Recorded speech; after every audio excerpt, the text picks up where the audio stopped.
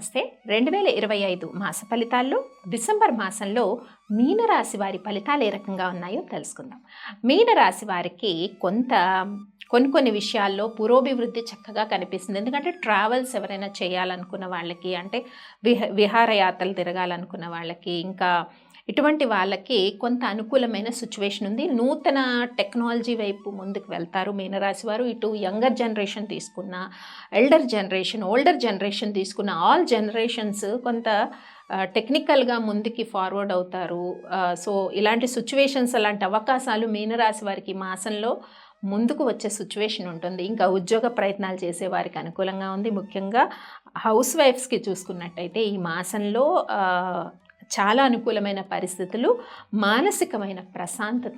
అంటే ఒకవేళ ప్రశాంతత లేకపోతే ప్రశాంతత తెచ్చుకోవాలి.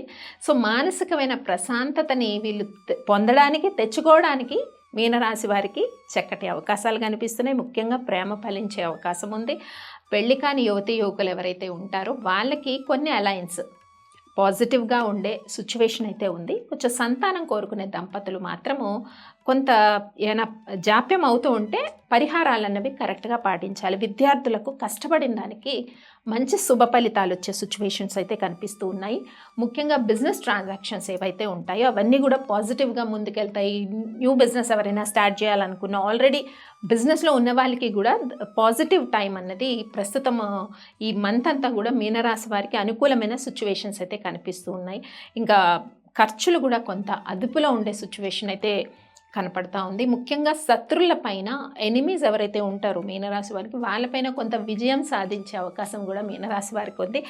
ఏది ఏమైనా కూడా స్ట్రెయిన్ అన్నది ఎక్కువ తీసుకోకుండా, ఏదైనా నెగిటివ్ పరిస్థితిని కూడా పాజిటివ్ వేలో మీరు ఈ మాసంలో ఆలోచించుకున్నట్టయితే, సిచ్యువేషన్స్ అయితే నెగిటివ్ ఉంటాయి చుట్టూ, టోటల్గా పాజిటివ్గా ఉంటాయని చెప్పట్లేదు. సిచ్యువేషన్స్ కొన్ని నెగిటివ్గా ఉంటాయి.